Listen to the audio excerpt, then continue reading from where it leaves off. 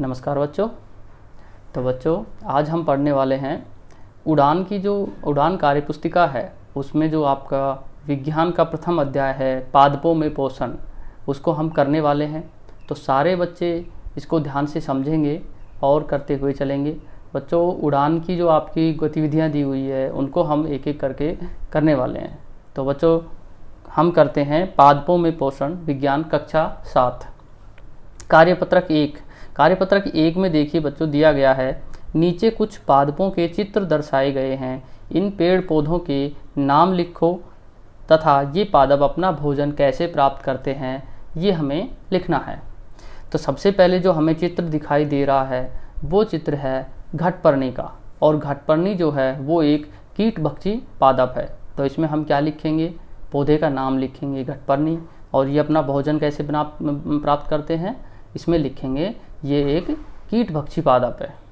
तो इसके बाद में जो दूसरा चित्र दिया गया है वो चित्र है हमारा कुमुदनी का फूल। कुमुदनी का जो फूल है वो अपना भोजन प्रकाश संश्लेषण की क्रिया से प्राप्त करते हैं। और इसके बाद तीसरा चित्र दिया गया है शैवाल का।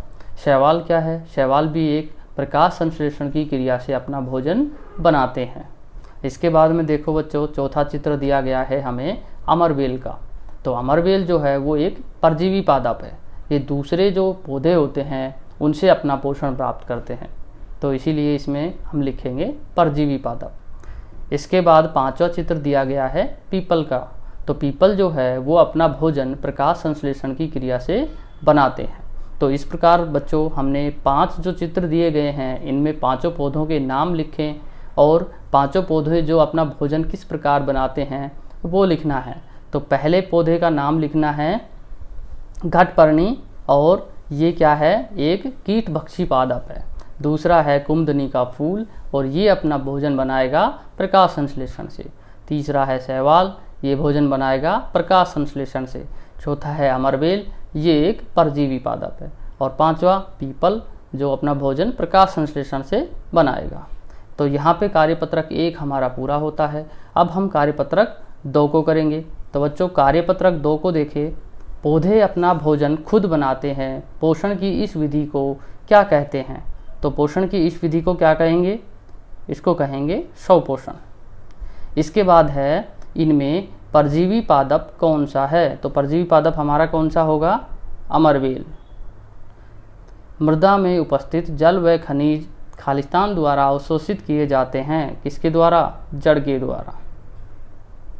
बच्चों देखो कार्यपत्रक 2 में हमें 3 क्वेश्चन दिए गए हैं, जिसमें पहला दे रखा है पौधे अपना भोजन खुद बनाते हैं, पोषण की इस विधि को क्या कहते हैं।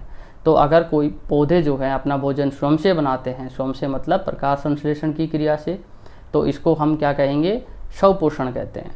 इसके बाद में है इनमें परजीवी पादप कौन सा है। परजीवी पादप वो पादप होंगे जो दूसरे पौधों पर निर्भर रहते हैं, जो दूसरे पौधे का पोषण स्वयं सोखते हैं और अपना भोजन बनाते हैं। तो उनमें क्या होगा, अमरबेल। इसके बाद है मृदा में उपस्थित जल व खनिज खालिस्तान द्वारा अवशोषित किए जाते हैं। इसमें दिया गया है कि भाई मिट्टी में जो जल और खनिज होता है वो किसके द्वारा अवशोषित किया जाता है। तो जल और मिट्टी में जो पोषण होता है, खनिज होते हैं, उनको अवशोषित करने का काम जड़ें करती हैं। तो बच्चों कार्यपत्रक 2 हमारा पूरा हो गया है। अब हम कार्यपत्रक 3 को करेंगे। कार्यपत्रक 3 में दिया गया है, रमेश को भोजन करते समय जिज्ञासा होती थी कि माँ तो हमें भोजन बनाकर खिलाती है, परंतु इन पौधों को भोजन बनाकर कौन खिलाता होगा। उसकी यह जिज्ञासा शांत हुई जब अध्यापक पादपों में पोषण पाठ पढ़ा रहे थे।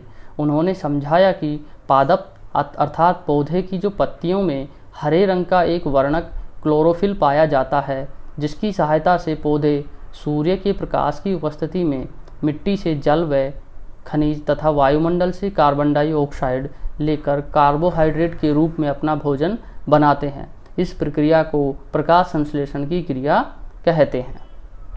तो बच्चों देखो यहाँ पे दिया गया है कि जो पौधे हैं उनकी पत्तियों में एक हरे रंग का वर्णक पाया जाता है, जिसको क्लोरोफिल कहते हैं। क्या कहते हैं, क्लोरोफिल। और उसी की सहायता से पौधे जो हैं सूर्य के प्रकाश की उपस्थिति में मिट्टी से जल और खनिज तथा वायुमंडल से क्या लेंगे, CO2 कार्बन डाइऑक्साइड लेकर कार्बोहाइड्रेट के रूप में अपना भोजन बनाते हैं और इस प्रक्रिया को क्या कहते हैं? प्रकाश संश्लेषण की क्रिया कहते हैं। तो बच्चों नीचे कुछ क्वेश्चन दिए गए हैं जिनको आंसर हमें करने हैं। तो पहला क्वेश्चन हमें दिया गया है, पौधे में पाए जाने वाले हरे रंग के वर्णक को क्या कहते हैं? तो इसमें क्या आएगा? क्लोरोफिल। इसके बाद है, पौधे वायुमंडल में कौन सी गैस भोजन बनाने के लिए लेते हैं? इसमें आएगा हमारा, क्या आएगा हमारा? इसमें आ जाएगा कार्बन डाइऑक्साइड, जिसको लिखेंगे CO2। पौधों द्वारा भोजन बनाने की प्रक्रिया को क्या कहते हैं? इसमें आएगा प्रकाश संश्लेषण की क्रिया। पौधे प्रकाश संश्लेषण के लिए मिट्टी से क्या प्राप्त करते हैं? तो पौधे क्या प्राप्त करते हैं मिट्टी से? जल व खनिज। इसके बाद में है, क्लोरोफिल पौधे के किस भाग में पाया जाता है? तो क्लोरोफिल पाया जाता है पौधे की हरी पत्तियों में। किसमें? हरी पत्तियों में। इसके बाद है, किसके प्रकाश की उपस्थिति प्रकाश संश्लेषण के लिए आवश्यक है? तो किसके प्रकाश की उपस्थिति में सूर्य जो पौधे हैं वो अपना भोजन बनाते हैं? वो बनाते हैं सूर्य के प्रकाश की उपस्थिति में। तो इसमें हम आंसर लिखेंगे सूर्य। कार्यपत्रक 4 को देखिए, पादपों में प्रकाश संश्लेषण प्रक्रिया के समय पानी पत्तियों तक कैसे पहुंचता है? किस रास्ते पहुंचता है? आओ इसे देखने के लिए एक प्रयोग करें। तो बच्चों यहाँ पे एक प्रयोग करने की एक विधि बताई गई है। इस विधि में आपको बताया गया है कि हमने 2 कांच के गिलास लेते हैं, उसमें हम 2 सदाबहार जो आपके पौधे होते हैं सफ़ेद फूल वाले 2 पौधे लेते हैं और 2 कांच के गिलास जिसमें हम 1/3 पानी भरेंगे और एक गिलास में हम क्या करेंगे 15 से 20 बूंदे लाल स्याही की जो होती है बूंदे वो डाल देंगे।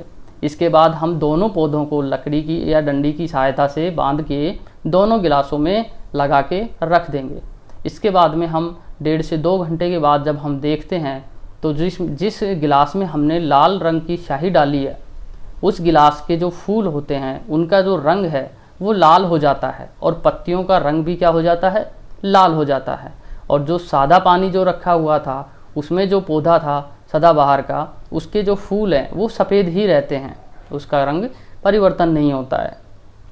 तो ये प्रयोग सारे बच्चे इसको ध्यान से पढ़ेंगे और इस प्रयोग को आप अपने घर पर कर भी सकते हैं। तो सारे बच्चे कोशिश करें इस प्रयोग को करने की। इसके बाद देखिए इसके क्वेश्चंस जो दिए गए हैं उनको हम समझेंगे। पौधों की पत्तियों को ध्यान से देखो, दोनों पौधों की पत्तियों में तुम्हें क्या अंतर दिखाई देता है? तो सादा पानी में रखा जो पौधा है वो होगा सफ़ेद, लाल स्याही के घोल में रखा पौधा क्या हो जाएगा? लाल रंग का। पौधों के फूलों को ध्यान से देखें, इनके रंग में क्या परिवर्तन आया? तो सादा पानी में जो रखा पौधा है उसका जो फूल है वो सफ़ेद रहेगा, जबकि लाल स्याही के घोल में रखा जो पौधा है उसका जो रंग है वो लाल हो जाएगा। पत्तियों और फूलों का रंग लाल होने का क्या कारण है? अब देखो बच्चों इसको ध्यान से सुनेंगे। पत्तियों और फूलों का जो रंग लाल हुआ उसका कारण ये था कि हमने जो पानी का रंग लाल किया उस पानी को जड़ों के द्वारा सोखा गया और तने से होता हुआ वो पानी हमारा जो है वो पत्तियों और फूलों तक पहुंचता है, जिसकी वजह से जो पत्तियां और जो फूल हैं उनका जो रंग है वो लाल हो जाता है। पत्तियों और फूलों में लाल रंग पौधे के किस भाग के द्वारा पहुंचा होगा? तो बच्चों सबसे पहले पानी किसके द्वारा सोखा जाता है? जड़ों के द्वारा। जड़ों के बाद में वो पानी जो है तने से होता हुआ पत्तियों और फूलों में पहुंचता है। तो हम यहाँ पे लिखेंगे जड़ और तने के द्वारा। सबसे पहले तो हम जड़ के द्वारा लिखेंगे, जड़ के बाद में तने और तने के बाद में फिर पत्तियों और फूलों में पहुंचता है। तो बच्चों यहाँ पे आपका ये प्रयोग कंप्लीट हो जाता है और ये आपका पहला जो अध्याय है ये आपका यहाँ पे कंप्लीट हुआ, पादपों में पोषण। अच्छा, इसी के साथ में अभी मैं जो बच्चे नए हमारे चैनल पे आए हैं तो वो बच्चे चैनल को सब्सक्राइब ज़रूर कर लें और बेल आइकन जो दिया हुआ है उसको भी दबा लें, ताकि अगली जब वीडियो आएगी तो उसमें जो आपका जो दूसरा अध्याय दिया गया है उसको हम करवाएंगे। तो सारे बच्चे चैनल को सब्सक्राइब भी करें और अपनी जो आपका जो पादपों में पोषण जो पाठ दिया गया है इसको अपना पूरा कर लें और जल्द ही हम जो आपका सेकंड जो चैप्टर है उसको करवाएंगे। इसी के साथ सभी बच्चों को नमस्कार।